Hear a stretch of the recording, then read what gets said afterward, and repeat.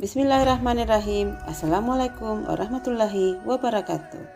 Perkenalkan, nama saya Andi Megawati, calon guru penggerak Angkatan 9 dari UPT SPF SDN 271 Garanta, Kabupaten Bulukumba, Provinsi Sulawesi Selatan.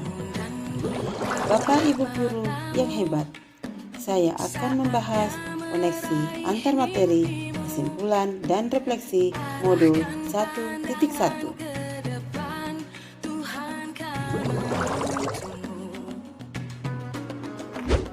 Sebelum mempelajari modul ini, saya yakin bahwa anak diumpamakan selembar kertas yang polos tanpa warna-warni, dan sudah menjadi kewajiban kita memberikan warna-warni.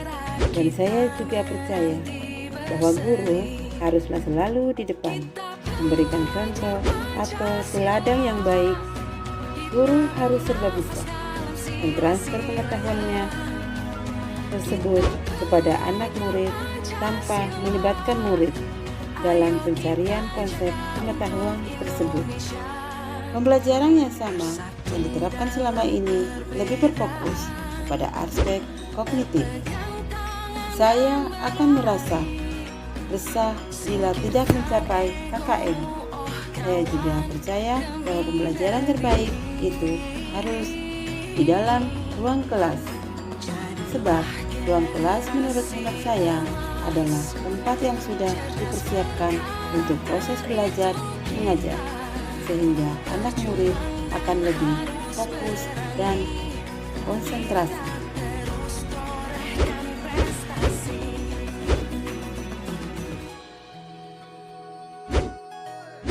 Setelah mempelajari modul 1.1, cara pandang saya berubah terhadap pendidikan dan kepercayaan yang selama ini terkikis. Saat ini, saya sadari bahwa anak bukanlah selembar kertas yang polos, melainkan sebuah kertas yang penuh dengan warna, akan tetapi masih buram atau samar. Warna yang samar itulah adalah sifat dasar anak, baik maupun buruk, yang sudah ia bawa sejak kecil. Tugas kita sebagai pendidik adalah menuntunnya, memperjelas warna yang baik dan menyamarkan warna yang buruk. Jadi, kita hanya bisa mengubah atau membimbing lakinya ke arah yang lebih baik. Namun kita tidak bisa mengubah ataupun menghapus dasar yang sudah ia bawa sejak lahir. Kita hanya memperjelas saja atau menyamarkan. Mempelajari modul ini, saya sadar bahwa peran seorang guru adalah lebih kepada Tutwuri Handayani. Di belakang memberikan dorongan, kebebasan, kemerdekaan pada anak murid dengan segala kodratnya, sehingga anak murid mempunyai inisiatif, berpikir kreatif, serta inovatif, mampu mendapatkan sendiri konsep ilmu pengetahuan dan inovatif, dan bukan hanya sekedar disuapin oleh bapak ibu guru. Saat anak diberi kebebasan sesuai dengan kodratnya, yang dalam hal ini kodrat anak adalah bermain, maka anak akan merasa riang, dan tanpa anak sadari, anak akan cinta belajar. Saat ini saya sadar bahwa aspek kognitif bukan aspek yang prioritas lagi, melainkan harus diselaraskan dengan aspek efektif, yakni budi pekerti. Budi pekerti ini adalah sebagai rambu atau arahan, nasihat, bimbingan kepada anak, sehingga anak sadar bahwa kebebasan itu dibatasi oleh kebebasan orang lain. Kebebasan haruslah kebebasan yang penuh dengan tanggung jawab. Budi pekertilah yang akan menempa manusia yang humanis, manusia yang penuh dengan kasih dan sayang, hati yang bersih, jujur, yang selamat dan bahagia.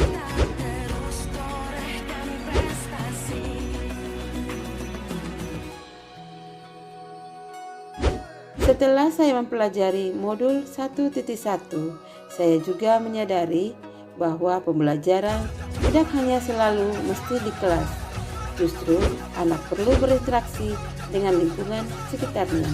Apa yang anak pelajari harus mempunyai korelasi dengan kehidupannya sehingga pembelajaran yang kita laksanakan akan berguna dan bermanfaat di kehidupan serta di masyarakat. Hal yang akan saya lakukan yaitu menerapkan metode Merdeka Belajar. Dalam pembelajaran saya, insya Allah saya akan mengajak anak murid untuk ikut serta dan turut serta dalam kegiatan perencanaan pembelajaran, sehingga mereka akan antusias dan mengikuti prosesnya. Saya akan mendorong anak murid saya untuk berpikir kreatif, inovatif, dan mempunyai inisiatif dalam menyampaikan gagasannya, sehingga dapat mandiri dalam menemukan konsep-konsep ilmu pengetahuan. Saya juga akan menerapkan pembelajaran kontekstual, di mana menjadikan lingkungan dan kearifan lokal sebagai sumber belajar sehingga anak murid akan mampu mengenali, melestarikan, dan mengembangkan kebudayaannya. Namun dalam pemberian kebebasan mereka belajar, tentu saja saya akan tetap memberikan rambu-rambu atau arahan, bimbingan agar tidak kehilangan arah. Saya akan menanamkan budi pekerti melalui pembiasaan yang baik. Sebelum memulai proses dan dalam mengakhiri pembelajaran, saya juga akan berkolaborasi, meminta arahan dengan orang tua dan lingkungan sekitar. Sebab walau bagaimanapun, lingkungan sekolah, orang tua, dan lingkungan sekitar adalah 3 aspek pembentukan karakter budi pekerti seorang anak. Demikian yang saya bisa sampaikan, lebih dan kurangnya mohon dimaafkan, karena yang benar itu asalnya dari Allah dan yang salah itu adalah datangnya dari saya. Karena manusia tidak luput dari kesalahan. Sekian dan terima kasih. Wassalamualaikum warahmatullahi wabarakatuh.